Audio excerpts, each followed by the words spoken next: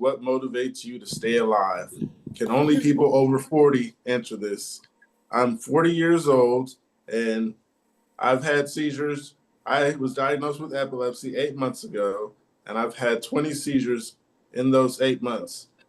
What motivates you to stay alive? I told him I'm 35, and I say my kids, and he said, but you're not 40. So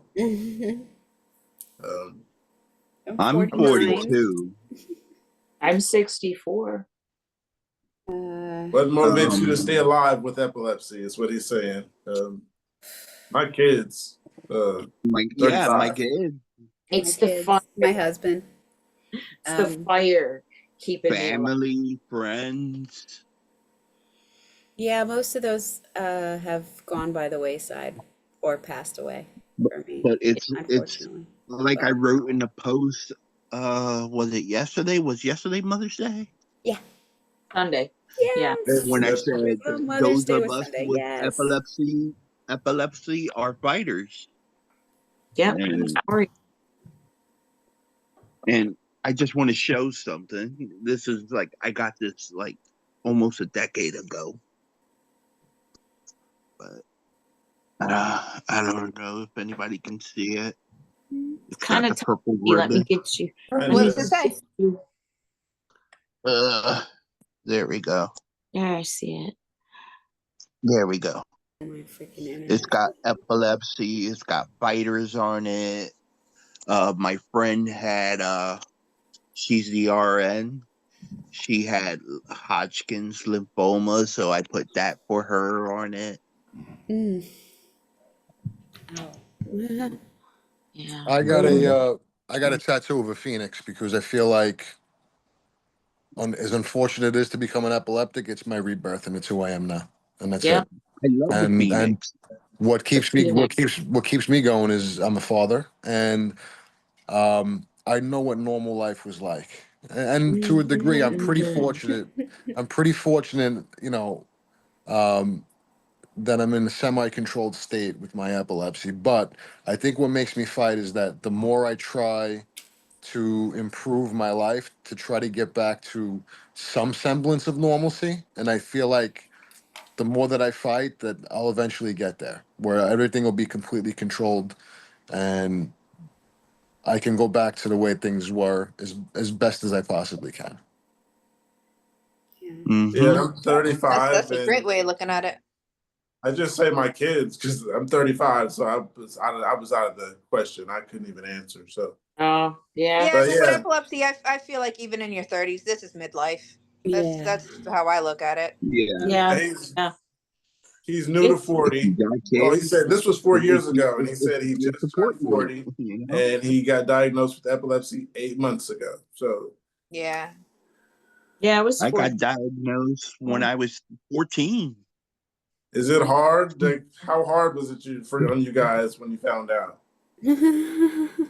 That's the part where I remember. I mean, I'm relief. Yeah, I'm glad I don't remember. It was a huge relief, because we knew something was wrong. I had so many seizures witnessed by medical professionals, and a lot of things hindered my diagnosis for about 4 decades.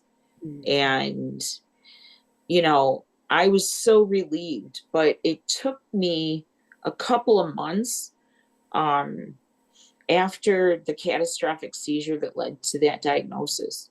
And that still bugs me. It's like, why couldn't they just tell me when I left the hospital? Do you think you were having way more focals before the tonic-clonic that they finally had to get that evidence to say what was going on? That's how I feel, that it takes a lot of focals to lead up to it. Yeah, no, I had tonic-clonics. I had, what finally did it was I went into respiratory arrest at work. Okay. They thought I fell off my chair and stopped breathing. Yeah. And I seized. So, and that one, I just don't know why they didn't tell me when I was at the hospital, and it took me 2 months, when I went to see the neurologist to find out what happened. And I'm like, what are you talking about? Because they always do this stupid thing where they go, everybody experiences one seizure in their lifetime. This is And exactly what they I told me. tell you about 50 of them from when I was 7 years old Uh, and I'm 46. And the doctor that was telling me was a doctor that I had seen, I would say about 5 years prior to that. And I just looked at him. I have what? What are you trying to tell me now? And I just saw you how long ago? Right, That's what keeps me alive. right. That Pookie, I'm moment. not sure if you can relate, but I'm 35. I can't. like, I no, I mean, like, I don't if have big reasons. I just got my kids. I got 6 kids. You guys got no, big reasons. you I just want to be diagnosed when alive. you're That's a a good reason. teenager. Just want to be I alive. was trying to decide if I was going to share this, but Thank you. I attempted suicide Oh, honey. after I've my been there. mess I've been there. of a surgery. Mm-hmm. So I'm sorry for you. I'm so that is sorry. Here, I'm glad you stayed. well, thank for you. staying. Glad you're here. Absolutely. God bless you. You're even more of a fighter, even stronger after that experience. Thank you. You are truly meant to be here. Feel that way. Understand that you are meant to be here. Thank you. And we're all grateful. We're all grateful to hear you and see you and be able to Good to meet you. be with you. That's right. I just I have a lot more than epilepsy Right. that has piled up, I guess. I was getting ready to have my cyst removed when the doctor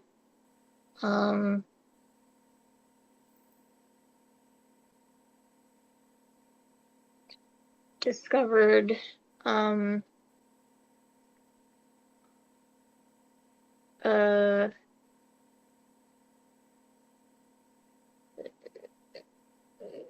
Like another complication.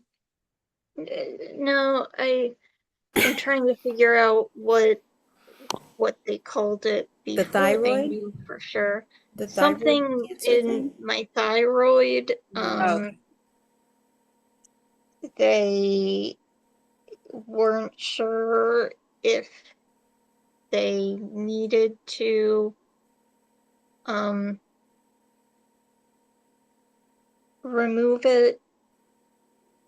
They didn't know if they had to remove it or not. I decided to have it removed because I was just like, I don't want to risk it.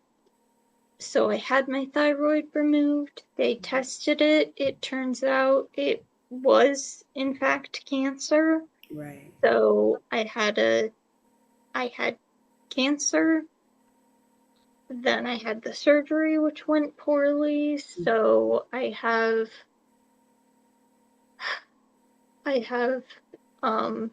deaf in one ear now.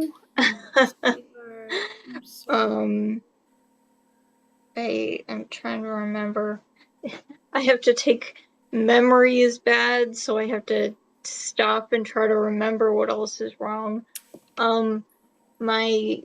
The left half of my face is paralyzed now. So my face is paralyzed. I'm deaf in one ear.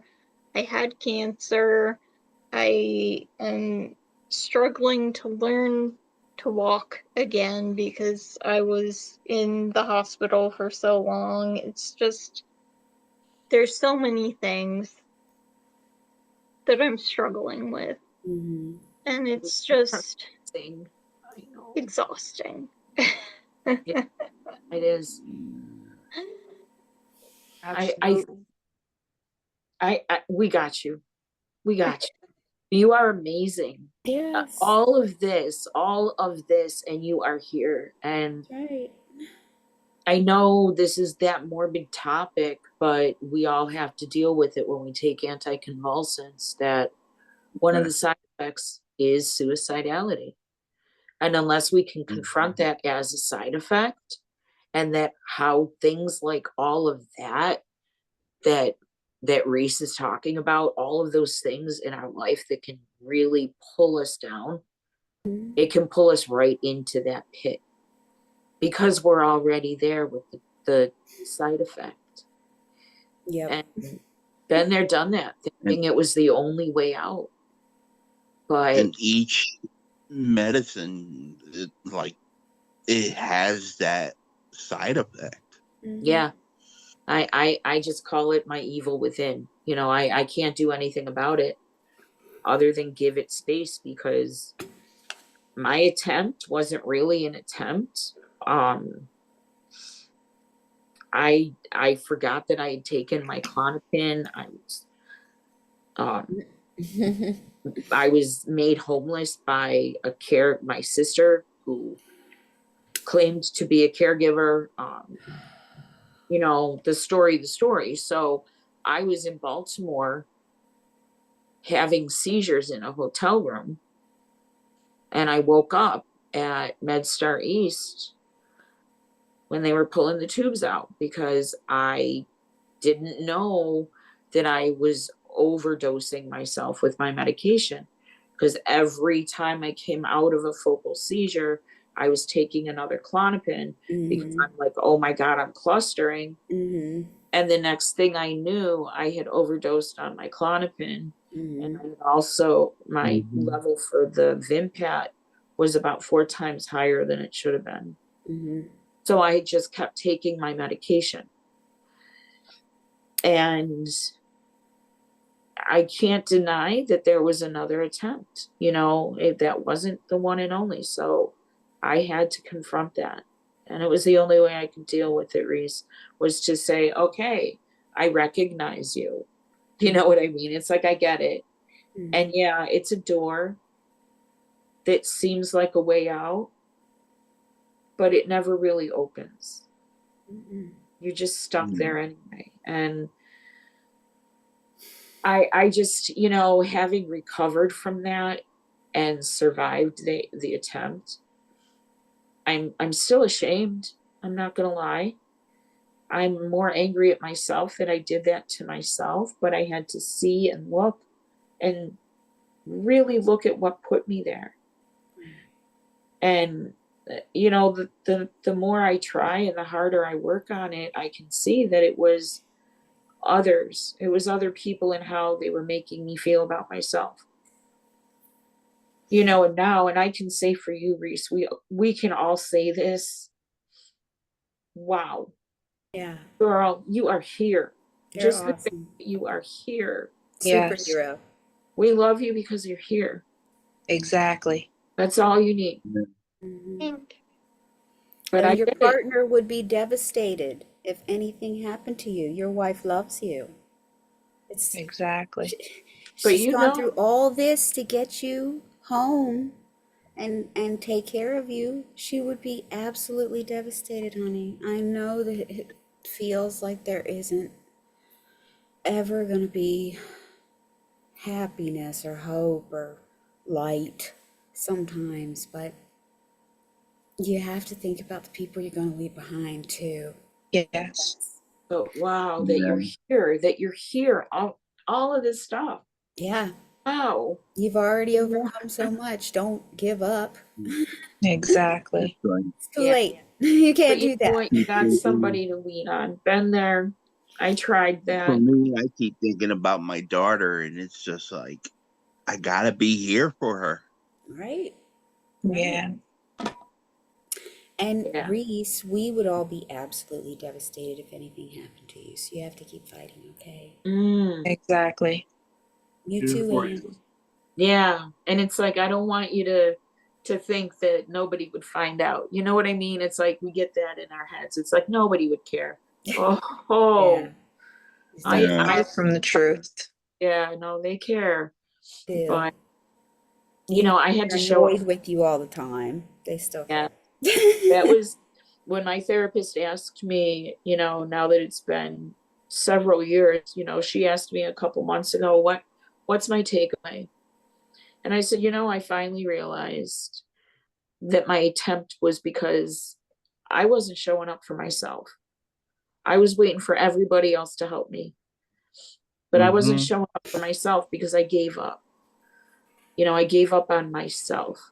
I'll give up on the doctors, but I'm not giving up on me, you know, but I gave up. I just wasn't showing up for what I needed from myself. And, you know, and it's just always going to be there. And it's part of who it makes me, yeah, it's part of who I am. And I won't let other people shame me about what happened. Exactly. I'm just grateful that I can understand where some people are. Yeah. When we try to do that. That's So why you're both such an inspiration. And the perspective that I take is that so many of these attempts and these kind of rock bottoms could be avoided if there was just more general awareness and education on what this condition truly is, that it's not the same for everybody. Far from that. And if half the people who heard the term epilepsy or seizure did not just know, you know, that you have problems, if they knew a little more than that, right, then maybe family wouldn't, you know, so inadvertently shame you or make you feel like you're just weak now, a burden. Yeah.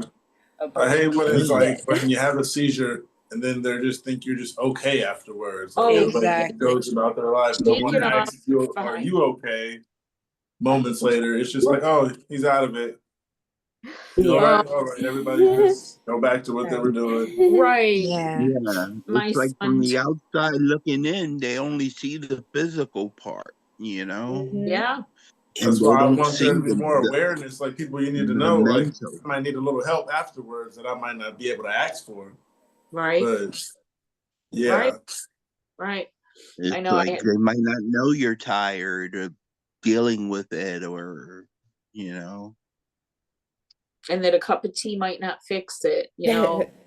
No, right. It's like I had, you know, it's like, well, it's over. Shake it off. I'm like, I just shook. What do you want?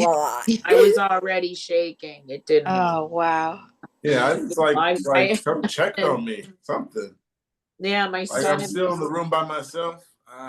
It gets to me. I'm like, come, you even came to check on me. I had a seizure an hour ago. I haven't seen you since. Yeah. Like I said, people just shrug it off like you just had a seizure. They're avoiding you because they don't want to see it. Oh my goodness. If I drop a shampoo bottle in the shower, my daughter jumps through the wall. Oh yeah. Exactly. So I have to love her for that. That's but nice. It makes me nervous, you know. But oh yes, I jump and scream when people come running sometimes, and I'm like, I just, you know, I'm clumsy as crap, and this whole side of my body just drops things randomly because of where the thing is. Like, right, I'm it's sorry. just in the shower, right?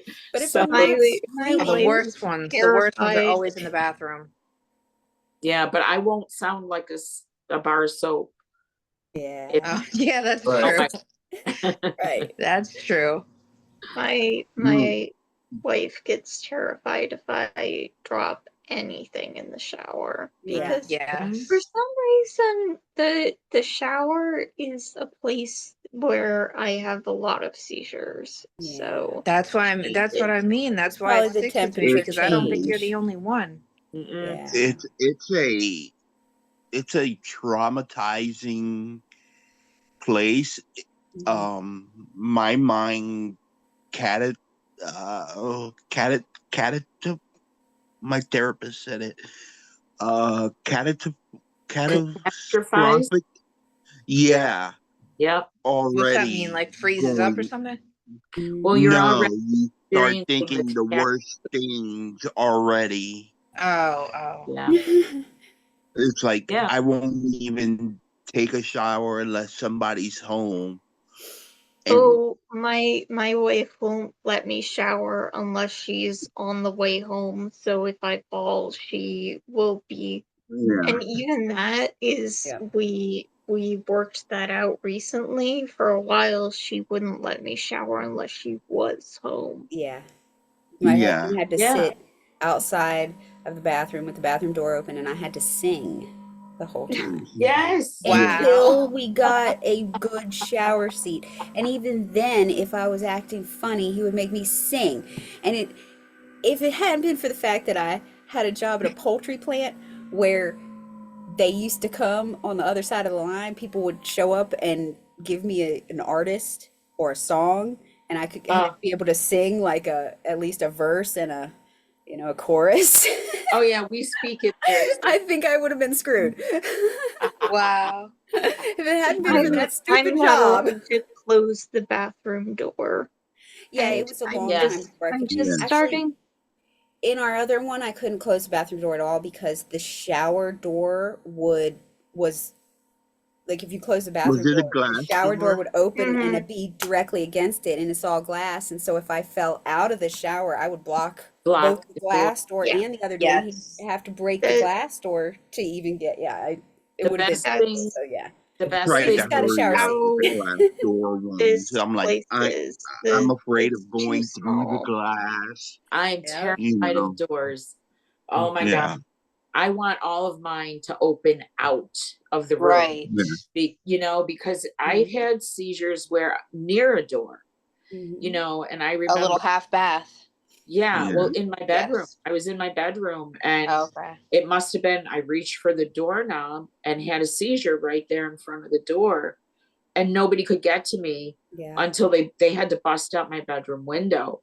Ugh, And I'm so they sorry. thought I was having some kind of nervous something, and I was barricaded in the room. Oh no. And when the police found me seizing, they're like, yeah, no, they got the ambulance there. But no, I wasn't barricading my door. Oh boy. It just So kind of happened. scary. So Yeah. it's one of those things. It's funny because we just had that conversation the other day about reframing our doors so we can have my bedroom door and the bathroom door open out into the hallway. Yeah. That way I I can't. remember, I think it was one of my first seizures where I just went against the door and no one could open it. Like, Mhm. That's a yeah. scary thing. It's like you just slide down the door.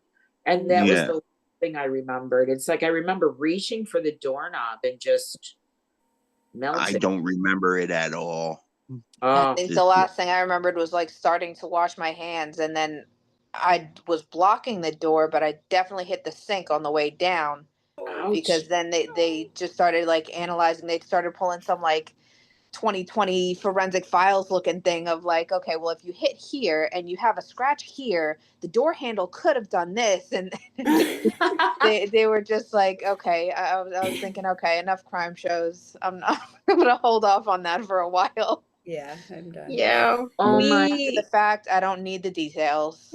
we and live I in had a Boston. seizure in the shower. We have to move because our our place just doesn't work for it. Our place just doesn't work for epilepsy. So we're moving to a place that's more appropriate for being able to function with when seizures happen. And it's frustrating because it's Yes. a place that is not great for gentrification, and we're sad about that. But, we just have to do what we have to do because it's a place that works for what we Safety. need. Yeah. Yeah, I Yeah, had there's a seizure sacrifices. in the shower, and luckily my friend's wife was in the kitchen to hear me fall and stuff, but my friend had to break his own bathroom door open to get me out. Oh, Oh, that's awful. Yeah. oh, yeah. Yeah. Lucky you haven't had to do that. Oh, I I paid had to for do that. Yeah. Yeah. Oof. Yeah, we've Had to been, in the bathroom, but haven't had to knock down a door yet. Has anyone taken a helicopter ride? Not yep, me. 1996. Whoa. That's when I was started having seizures. I Ugh. stopped breathing one time, and I guess the first responders couldn't do anything, so the helicopter came and got me. But I had to go to a nearby school to go to the football field because there was no helipad in our city. But yeah, Oh, I was turning blue and purple, they said, and Oof. they had to get a helicopter. That was the fastest way to the hospital. Wow. I yeah. talked to the guy inside the helicopter, and I was like, "How much does you guys charge my insurance?" He said, "We're gonna charge them just 100. It's gonna be 100,000 just to take off." Jeez. What? That's what that cost. Oh my God. I was at my Saving a doctor's. life shouldn't cost anything, you Wow. know? Wow. Why? I'm sorry. 100 It's grand. like the thing I that's was, wrong with the United States. It's like everything's about money. yeah, it is. I remember mine. I didn't know until after everything was over. And it was January 1996 in Buffalo, New York. And January is notorious for what we call ice storms Mhm. and thunder snow. And our ice storms can start creating slushies on the road. You can't drive on the stuff, okay? I coded in my doctor's office. They thought I had pneumonia. And that was another time when I was diagnosed, but they never treated my epilepsy. But they couldn't get me to the hospital fast enough in an ambulance because of the roads. And I'm like, are you serious? You put me in a helicopter during an ice storm. That seems bad too. I don't know. I'm glad I didn't remember it. All I remember was being thrown on a gurney, literally thrown on the gurney. Yeah. And I looked at my doctor, and this is a guy I knew since I was 18. And I'm like, Lonnie, what's going on? And he's crying, and then what was it? 2 weeks later, I go back and he's like, yeah, we had to heliport you. We couldn't get you to the hospital. And I'm like, what? That's And even then, I'm like, so now that I know what kind of pneumonia I had, which is usually it's staph pneumonia is indicative of what's called where you aspiration pneumonia, where you aspirate saliva. Mhm. And I'm like, there's really only one thing that makes that happen. I was either drowning or I was having a seizure. Mhm. And all I remember was being in your exam room. Mhm. Oh, I don't know. All I know is you had pneumonia. And it happened again. And I'm like, here I'm going through. Yeah, I'm like, dude, I'm taking the same classes you took 10 years ago. And I showed up with a textbook. And that's how all of this has gone for my whole life. And I'm like, yeah, I finally I either had to sink or swim, and it's like I realized that these doctors have given me so much practice arguing my symptoms and my diagnoses as if I'm in a courtroom. They have no idea what they created. And my therapist said to me last week that all of them continuing to say that you need continued therapy. She finally said to the one provider, are you really sure you want to continue to empower your opponent? That was the most empowering thing my therapist said to me in 2 years. Yeah. No Empowering their opponent. kidding. Nice. Hoorah. Mm-hmm. Definitely. But yeah, the helicopter ride, I do not remember. I was in and out of consciousness, and I'm glad I don't, because I can't imagine what that would be like with ice. No, I would have freaked out, man. I would have freaked out.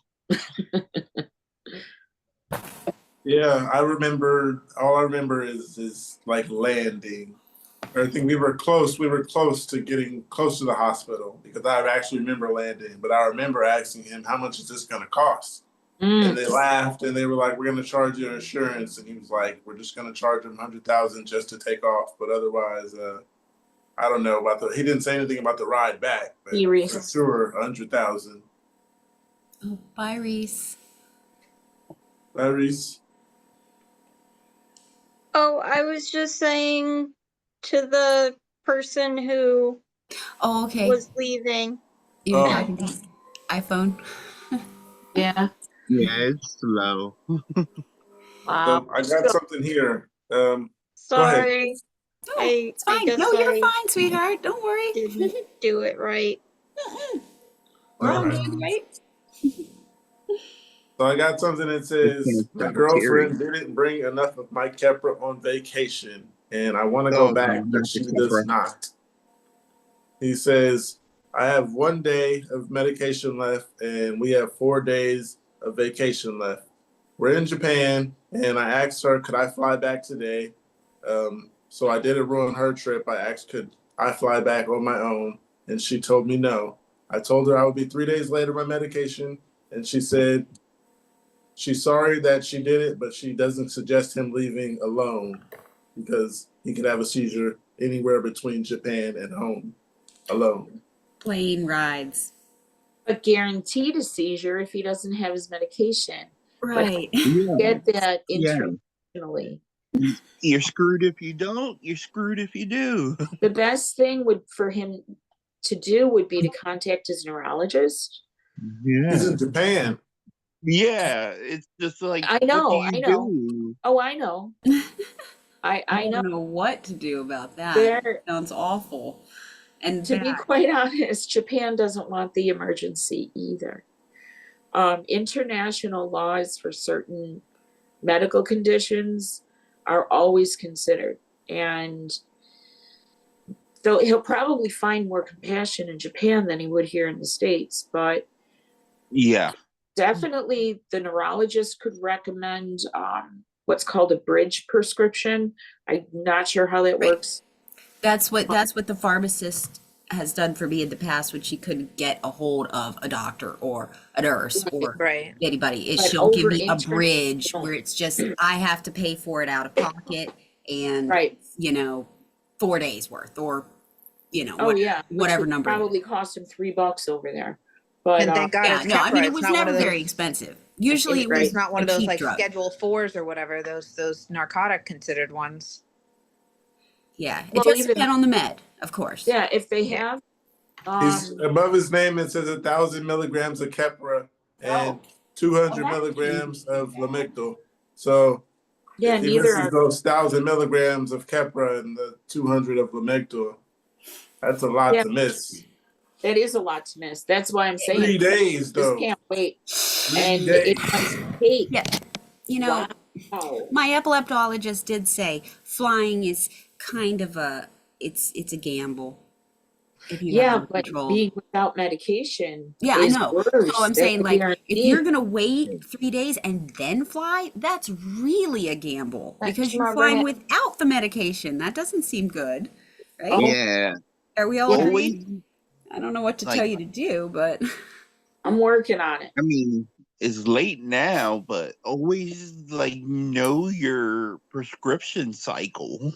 yeah, I know. There's no way I would have gone out of country without. He said I'm that sorry. she I know packed the meds. my memory isn't great, but He there's said no what? way I would have done that. He said that she packed his meds and she Oh. apologized that she did not pack enough. And he said I didn't want to ruin her vacation, so I told her I could leave on my own and go. And she said, no, you could have a seizure anywhere between here and in Japan. So Okay, then I'll have it here. Is basically what she's saying. Right. Maybe she doesn't understand or not taking it seriously. Or That she they are has to in be another with him. country. On the plane. with the And that our Yeah. country is currently in the middle of a hostile government takeover. I don't know how this is. I don't know. I have a friend in British Columbia we're trying to figure it out. I don't know. Like I said, 1,000 milligrams of Keppra and 200 of Lamictal, and she doesn't want you to leave alone. I understand she doesn't want you to leave alone to be safe, but Yeah. he's like, she apologized for forgetting my medication and she won't let me leave. And this was 6 months ago, so. Oh, well, it's already happened. Whatever is going to Okay, happen has then. already happened. Hold on, let me call off the guards. I can't even imagine the Kepper rage he might go into without it. I can imagine. Or going back on it when he yeah, comes home. right. What was that like? Well, you know, did that individual post again since then? So we know that he's okay. Yeah. He's in the comments, but 6 months ago. So this was all 6 months ago. So I don't know what happened when he came back, but every comment is 6 months ago. I would have to have a serious conversation with that so-called partner.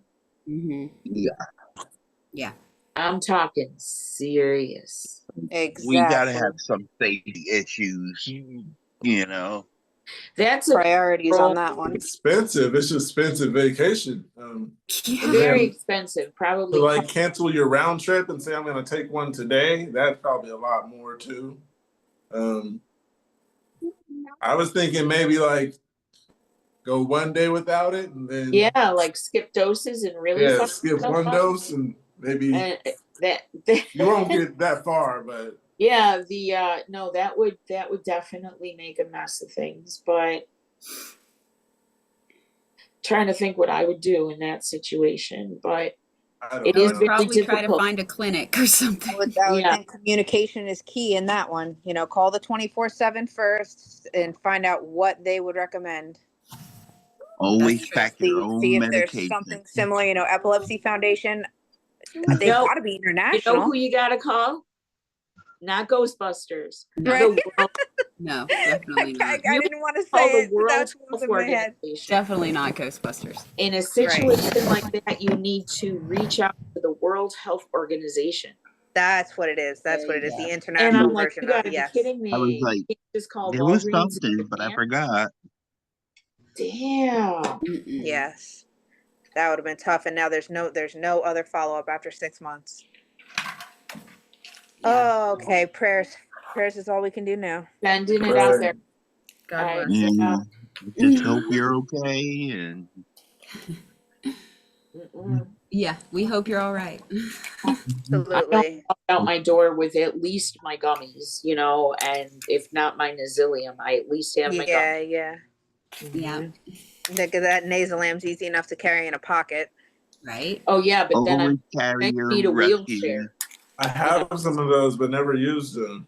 They are well. They're effective. They work for me. Much, but what is it like? You said they're effective, but they always say use it after a seizure. What do you mean by effective?